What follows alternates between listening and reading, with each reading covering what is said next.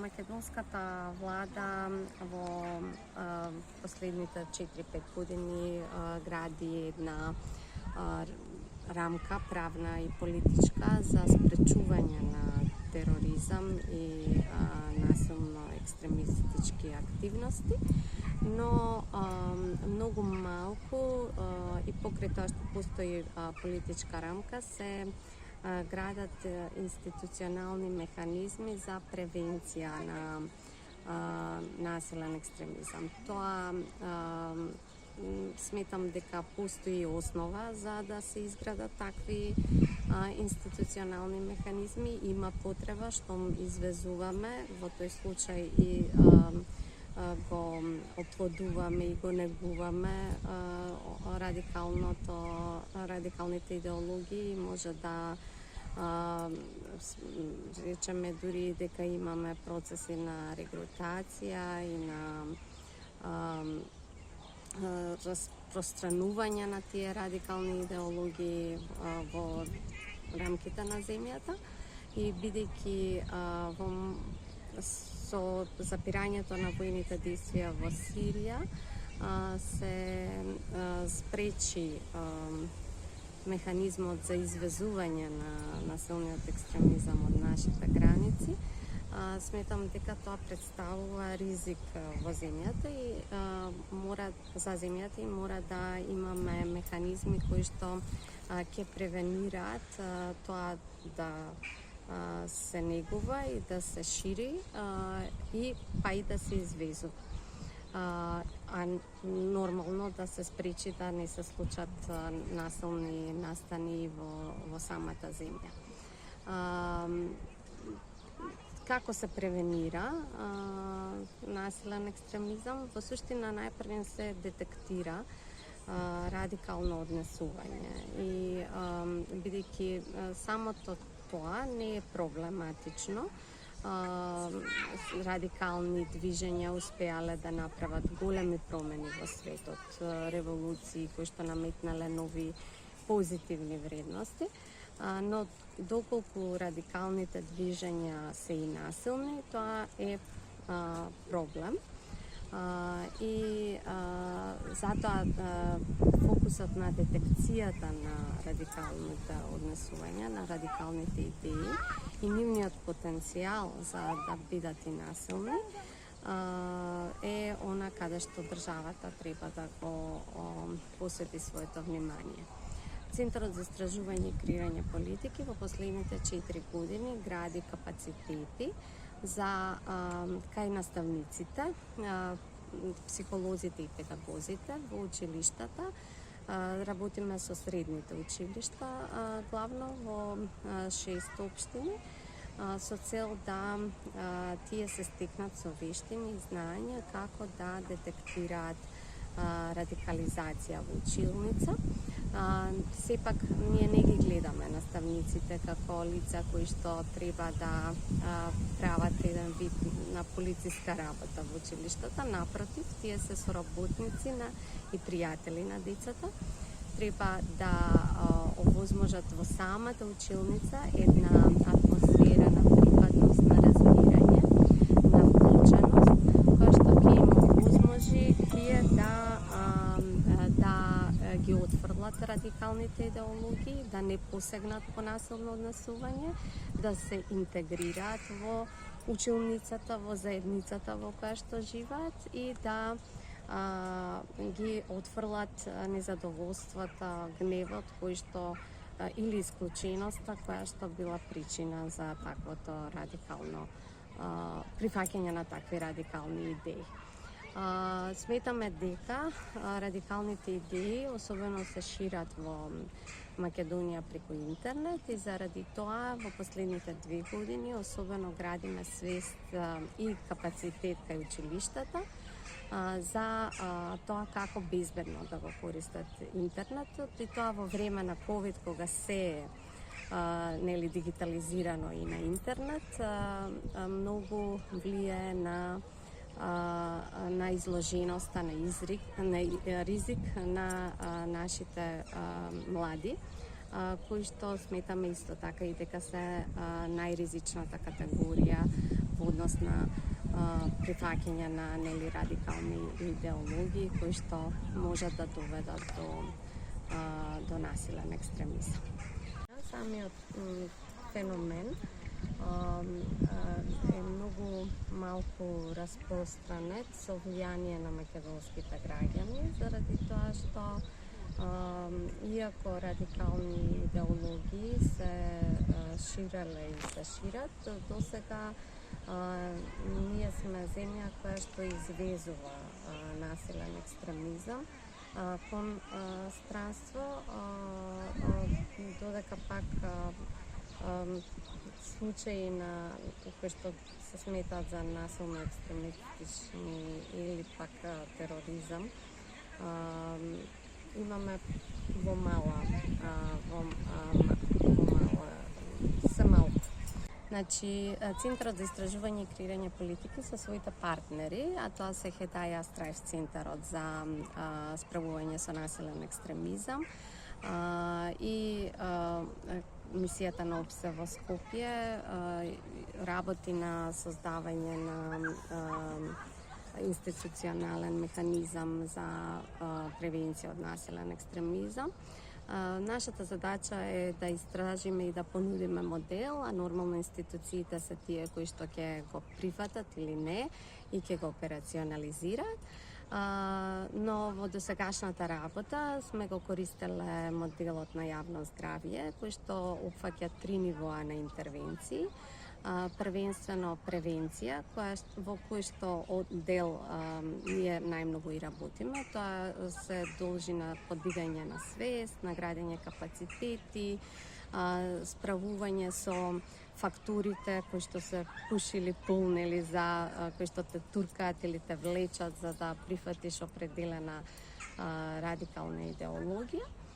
Потоа второто ниво, кое што се однесува на препраќање кон услуги кои што го намалуваат ранливоста, ја намалуваат ранливоста на лицата кои што се ранливи кон радикализација.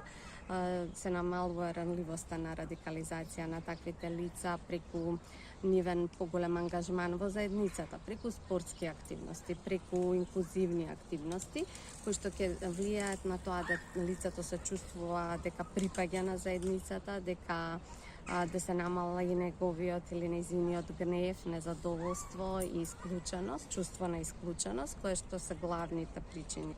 И конечно, во овој второ ниво, исто така се добива психосоцијална поддршка, определени други услуги кои што овозможуваат и реинтеграција на лицата кои што биле дерадикализирани. Во третото ниво, тоа е ниво со кое што како организација не сме работеле, ниту пак имаме таква мисија и мандат, но има организации и државата, државните институции, особено МВР, пробацијската служба, затворите и така натаму работат, а тоа е процесот на дерадикализација, рехабилитација и реинтеграција на оние кои што веќе биле радикализирани.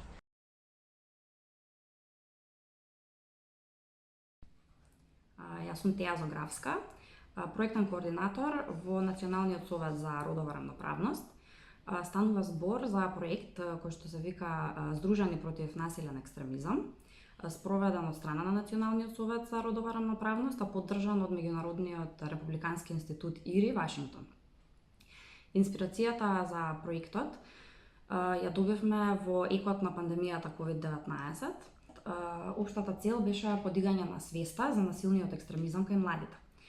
Бидејќи во екот на пандемијата имаше засилени мерки за социјално дистанцирање, младите и сите граѓани на државата беа принудени да го поминуваат најголем дел од нивното време дома и да се посветат повеќе на нивното онлайн присуство. Дали тоа било, значи, за барање на одговори на прашањата во врска со пандемијата или пак за забава, видливо беше зголеменото онлайн присуство, поготово на младите. Во тој поглед, активностите беа насочени кон едукација и информирање на младите во врска со опасностите на насилниот екстремизам и показателите кои што можат да ги приметат додека го сурфаат интернетот. Со таа цел организиравме инфосесии и обуки спроведени од страна на експерти во областа на насилниот екстремизам. И овие обуки и инфосесии беа спроведени онлайн. Па не идентификувавме ние конкретно кои млади да бидат вклучени во овие обуки, односно заради некоја причина или нивна приврзаност кон екстремизмот. Туку беше по општа целта, значи само да се покрене свеста. Одбравме 4 општини кои што се етнички хетерогени. Односно, значи има во нив живеат припадници на повеќе етнички групи.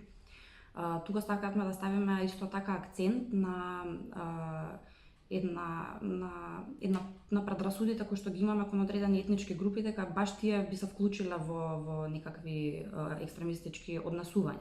Сакавме да укажеме дека тоа е нешто во кое што може да се најде било кој од било која етничка група заради било какви причини, значи не е нешто ексклузивно кон една одредена група на луѓе. Овие обуки ги организиравме во 4 општини, во Шутал Ризари, Чаир, Тетово и во проектот опфативме групи на млади, родители, припадници на безбедносните сили и религиозни лидери кои што учествуваа во обуките со цел да се подигне свеста за опасностите од насилниот екстремизам и поготово на религиозните лидери, на припадниците на безбедносните сили и на родителите да им ги укажеме показателите кои се показателите на екстремистичко однесување. Значи како би можело едно дете, еден млад човек да се однесува и кои се тие некои ситни показатели кои што водат кон таа реалност, кон екстремистичкото однесување. Обуките беа спроведени со млади од општините Чаир, Шуторизари, Липково и Тетово. Значи со ескалацијата на пандемијата и идната економска криза која што ќе произлезе од неа,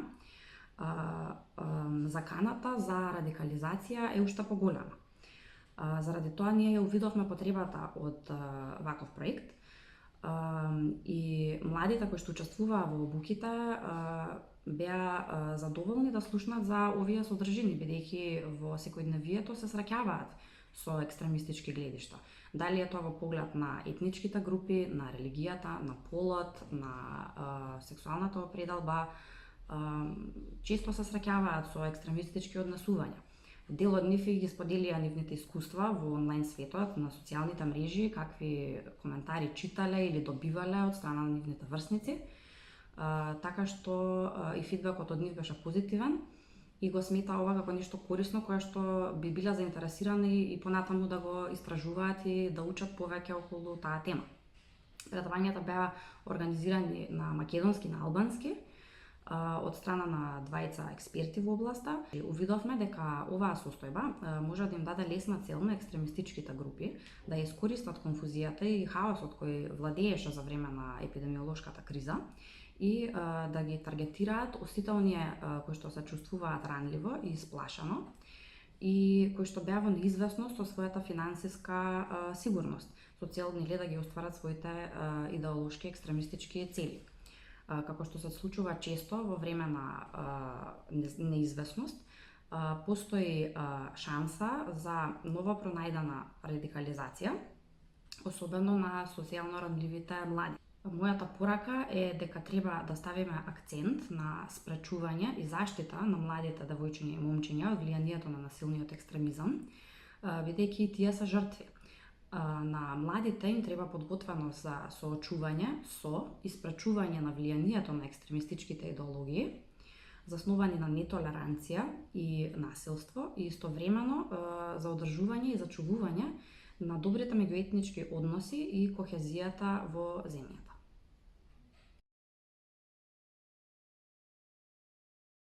Правилниот пристап на секој си проблем е запознавање на тој проблем. Нели, доколку преудицираме дека сите тие идеологии некако се инфилтрираат кај нас, дали преку социјалните мрежи или преку некој друг извор, би требало да значи дека ние треба да го запознаеме фактот, да знаеме и изворот на од каде доаѓа и отпосле за да знаеме и да најдеме решение за истиот. Мислам дека лично тоа би било најдобро или најсигурно, доколку се базираме на правилна едукација или правилно информирање, професионално информирање за проблемите. Дали тоа преку едукативните, да кажем, центри или по другите институции. Најверојатно, доколку стварно и правилно го запознаеме проблемот, сигурно и ќе ни биде полесно отпосле и да се занимаваме или крајно да го решиме. Или ние сите знаеме, би требало да знаеме дека овој термин е некако ново кај нас, насилниот екстремизам. Претежно се знае терминот екстремизам, што тоа значи, како значи. Ние сите се обидуваме на денешно време да го објасниме што и како. Веројатно тоа се насочува на фактот дека има многу движења во последно време, кои се и основани на етничка база и на религиозна база. Нели сите настани што светски се одвиваат, сите, да кажем, конфликти врз основа на тоа дека се војуваат терористи низ светот. Веројатно кај нас претежно се бара во тоа дали постои од верски аспект претежно или, да кажем, идеолошки. Иако јас лично не би верувал дека таков е присутен, да кажем, верскиот тероризам, пошто збориме секојдневно дека тие веќе некако се иминато, државата ги решила некои работи, ги идентифицирала и сега се залага за да се направи таа или ресоциализација или превенција, да кажеме. Кај нас, јас најискрено би го барал тоа во политичкиот жаргон, во сето тоа што некако поттикнува омраза и како таква отпосле ќе поттикне некако се насилство и сигурно после тоа насилство, доколку се шири, ќе може да оди на екстрема, да кажем. Колку медиумите кај нас, односно новинарите, умеат да го препознаат и да го третираат ова прашање. Јас се сеќавам дека кога беше оној терористички акт во Виена, значи медиумите беа полни, дека бил по потекло од Македонија, терористот, условно кажано и сите тие работи, потоа згаснува. Значи само имам чувство дека само по одреден настан се случуваат, се пишуваат, се третираат овие теми. Значи немаме континуитет во третирањето, за разлика од соседните држави. Кој е вашиот став? Па јас би рекол, денешните новинари, да претпоставиме дека се активни и знаат да ги препознаат работите.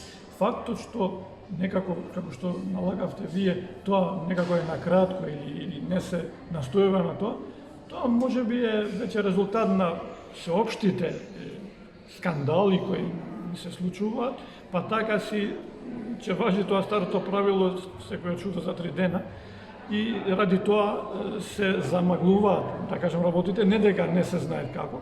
Или може би во конкретниот случај фактот дека многу брзо се разјасни за што се работи и затоа и се здивнаат тие работи. Но за вистинските проблеми мислам дека знаат да настојуваат и некако да барат и одговорност, па и одговори, да кажам, и решенија за исто. Пред малку спомнав се дека едукацијата треба да има приоритет во оваа тема, во овие прашања, односно во искоренувањето на оваа појава. Кажете ми што ги советувате новинарите кои ги подготвувате да истрчаат на терен, да покриваат вакви теми?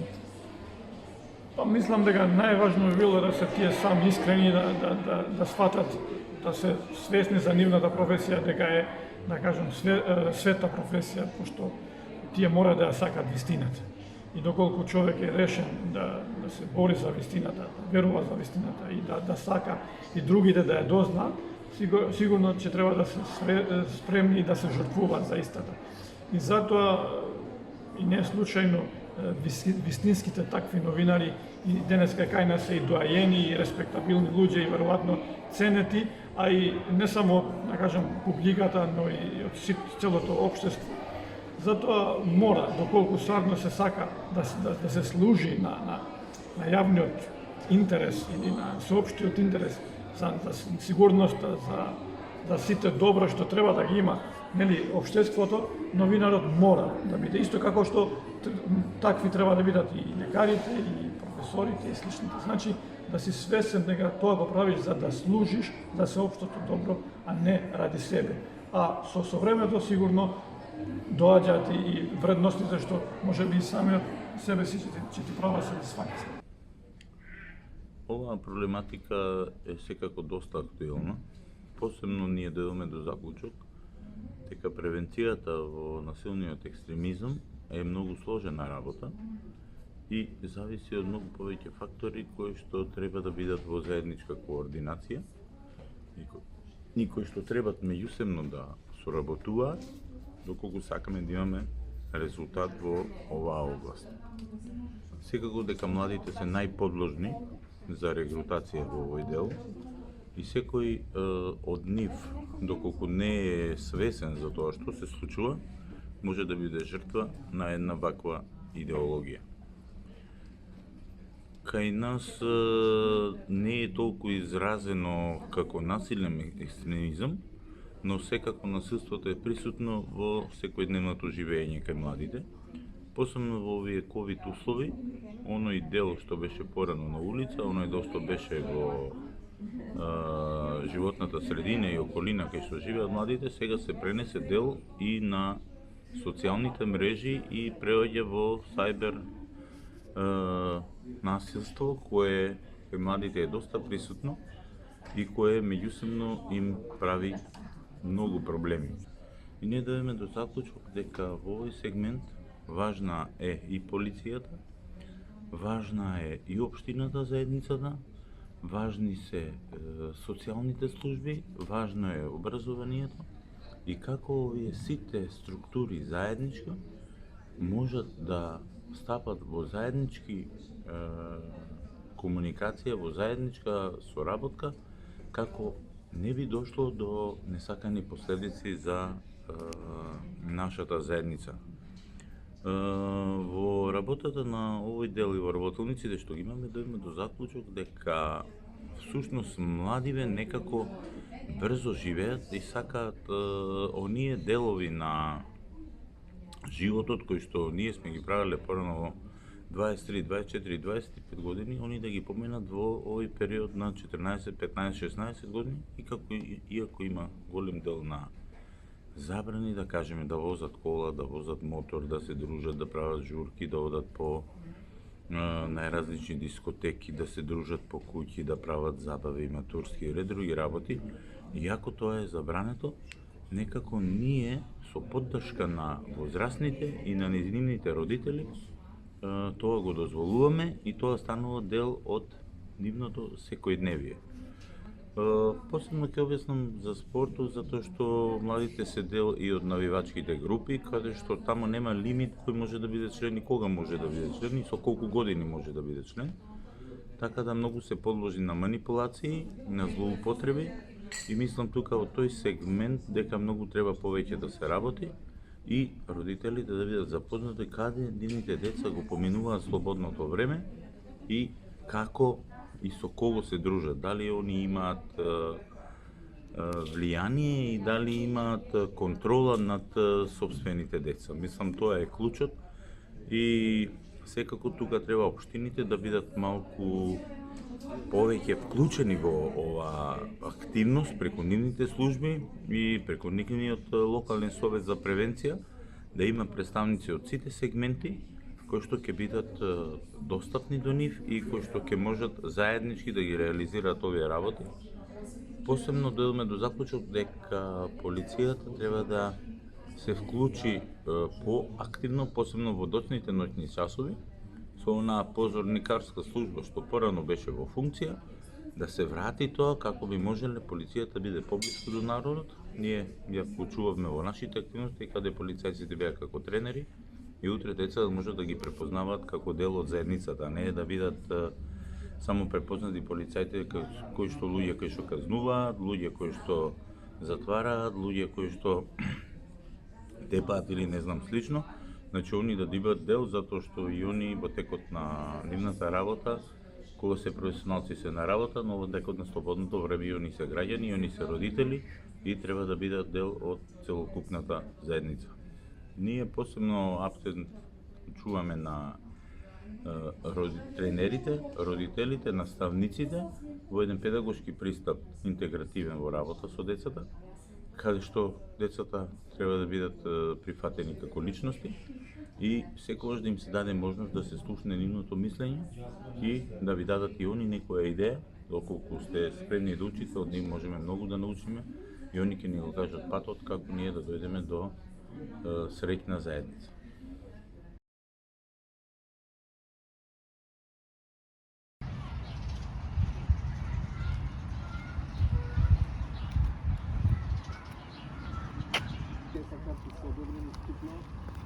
Викам добро, тоа за сите најважни заедно. Јас сум Милорад Миленковски, Мила, или Мики. Член сум на најавачката група Комити веќе 30 години и најавам за Вардар и за Македонија. Малку ги забравивме тие теми, смисол насилство, екстремизам и такви слични појави, затоа што нема присуство на утакмиците на преварите веќе година и пол. Така да нема ни таква работа, со самото тоа што нема на превари, нема ни насилство и екстремизам. А самата појава насилен екстремизам може би малку претерана за кај нас, пошто кај нас не постои реално ниту насилство, ниту постои екстремизам. Значи, освен се случува, меѓутоа тоа се изолирани случаеви што не ја осликуваат реалната ситуација и не се репрезент на она што е суштински и реално. Фака, значи тоа е малку пренапумпано, по мене и од медиумите, и затоа што обично најавачите ги користат со цел да се дефокусира јавноста од некои вистински проблеми што постојат во државата, кои што се реални и кои што се тука и постојат и кои што ја оптоваруваат државата. Со цел работата е сега, ако не ги решавате вистинските проблеми, ќе ги решавате нус појавите од проблемите кои што самите сте ги создале. Кај мене, значи, по мене, на насилен екстремизам во Македонија, особено кај најавачките групи, не постои такво нешто. Меѓутоа, оно што суштински постои е дека постои високо ниво на корупција во државата. И како тие две работи ја ги поврзувам? Па вака, значи Македонија е самостојна веќе 30 години. По проценка на релевантни економски стручњаци, од Македонија се излеваат годишно помеѓу 700 и 800 милиони евра, или да речеме милиарда долари на годишно ниво. Тоа се околу 20 милиарди евра до сега, или околу 20 и неколку или 30 милиарди долари. Сега како би направил, реално како би се решил тој проблем. Значи тука не збориме само за екстремизам на спортските терени. Ние имаме екстремизам на другите терени, во другите социјални и општествени полиња. Значи доколку тие 20 милиарди се распределат на 2 милиони жители, или уште подобро кажано, во Македонија има 500.000 семејства. Ако го расчлениме по 4 просек, секој семејство да има. Значи 500.000. Доколку 20 милиарди долари, евра, ги поделите на 500.000 семејства, ќе добиете 40.000 евра по семејство. И сега вие замислете дека секој семејство во Македонија наједнаш добие 40.000 евра и дали било кој воопшто ќе размислува за екстремизам, национализам или било каква слична појава. Насилен екстремизам, тоа нешто не постои на спортските терени кај нас, или ако постои, се случува можеби некогаш надвор од терените и е многу ретко и се изолирани случаеви.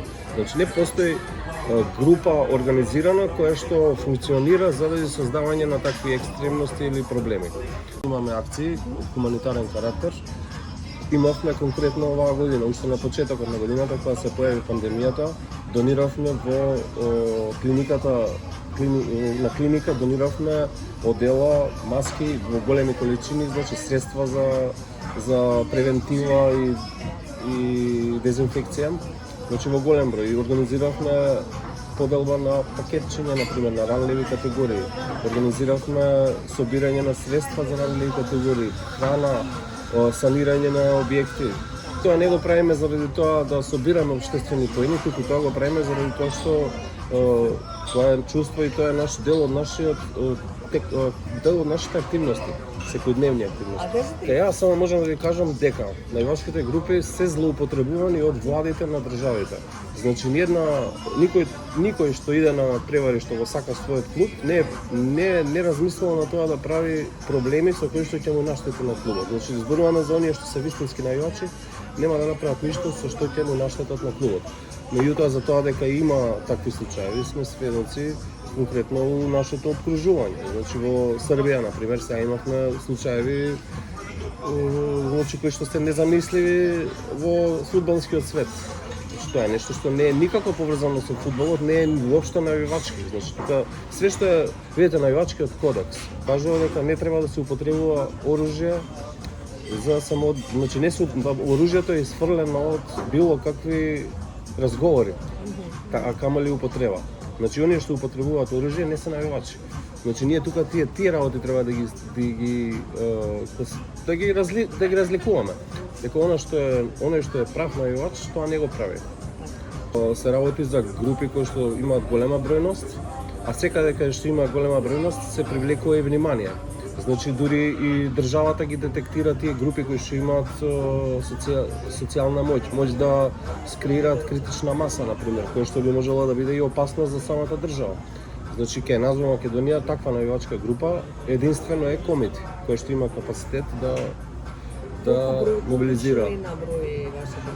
Значи има тука, немаме ние фиксна бројка на членови, ниту пак би било коректно да ги класифицираме сите што се членови, сите како членови, односно повише би ги класифицирале како припадници, заради тоа што член подразбира дека треба да има членска карта, да плаќа членарина, пристапница некоја да пополнува.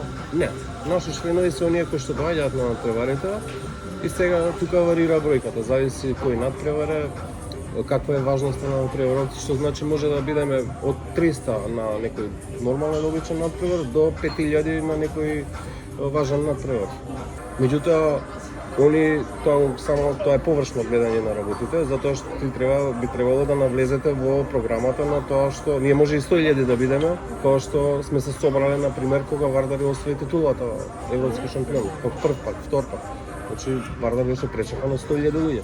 Сега да се каже дека 100.000 се хулигани или 100.000 се злосторници или насилници е тотално безсмислено. Сега конкретно заради потребите на репрезентацијата имавме состаноци во текот на минатата година и предминатата. Пред се за организација на надпреварот со Косово требаше да биде и требаше да се игра на градски стадион со публика. Меѓутоа, ради тоа што меѓувреме настана кризата со ковид, тоа се изјавови, иако до крај, до последниот момент беше неизвестно дали ќе се присуствува со публика.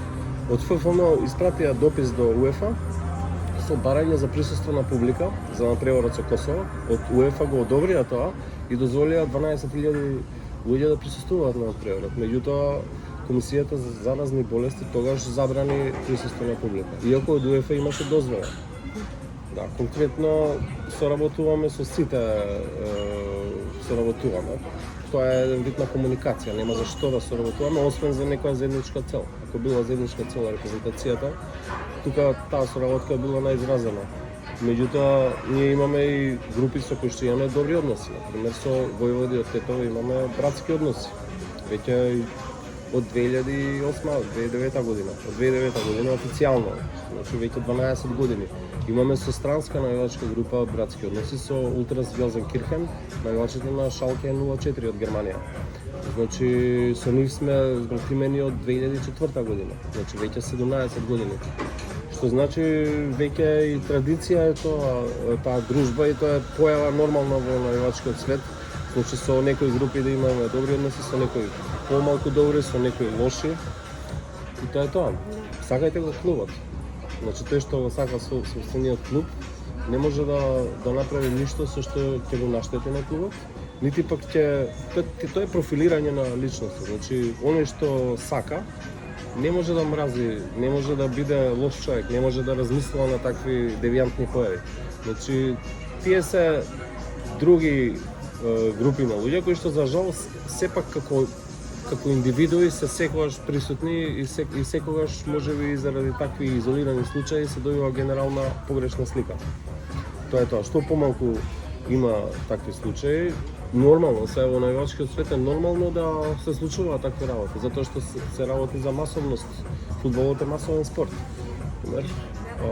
И нормално е, значи, во една таква масовност, при кога има толку силна љубов и од двете страни, значи мора еден да победи на клуб на крај, не може двата клуба да победат. И секогаш тие што ќе изгубат ќе бидат повеќе разочарани, нервозни и ќе бидат склони на правење проблеми. Апсолутно може да зборуваме за постоењето на верски радикализам во границите на Македонија. Знаете, самиот факт дека во минатата година, во декември и август месец, од страна на МВР беа откриени и приведени две терористички групи кои што се мотивирани со верскиот радикализам, доволно зборува за каква опасност се соочуваме. Ако на тоа додадеме дека тие групи планирале и терористички напади со експлозиви, со појаси со кои што ќе се разнесат меѓу граѓаните, доволно кажуваме за каква опасност станува збор. Значи, ќе посетам само дека од територија на Македонија во Сирија и Ирак во редовите на исламска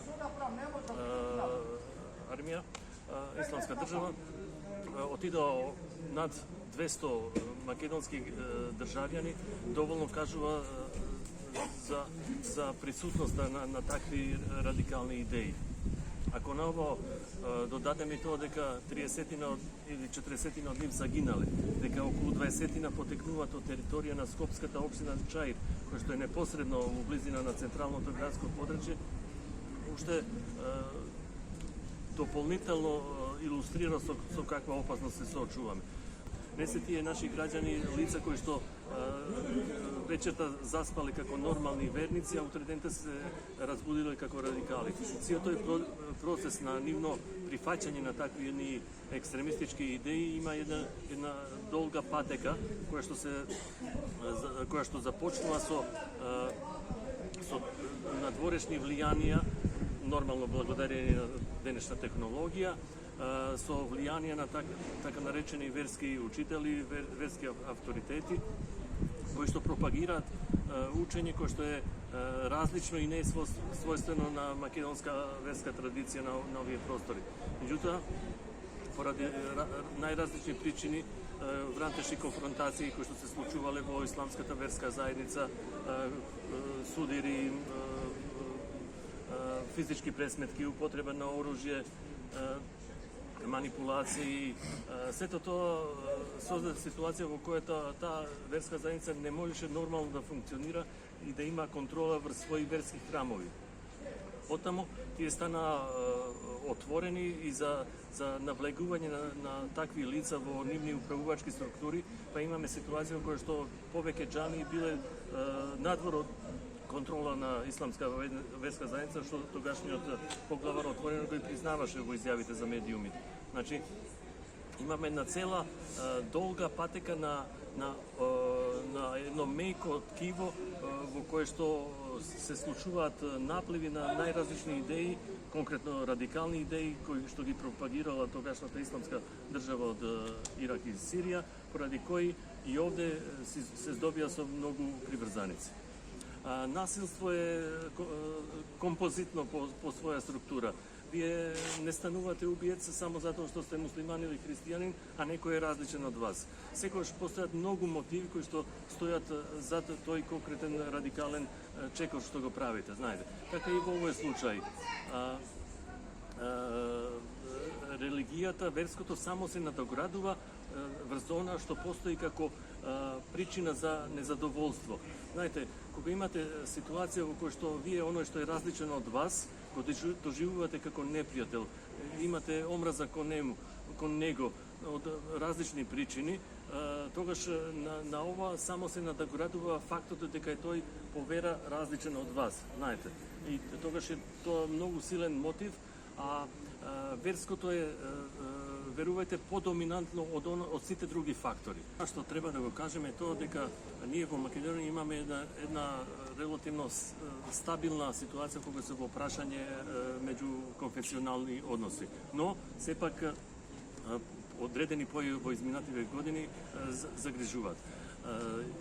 Како што реков, имаме ситуација која што многу фактори делуваат на тој наплив на верската радикализам. Знаете, мислам дека оно што генерира таква една негативна појава е едно чувство на незадоволство, на едно чувство за неравноправност, за дискриминација, па се до оние фактори кои што се мотивирани со одредени политички мотиви во име на некакви мали или големи државни проекти, знаете.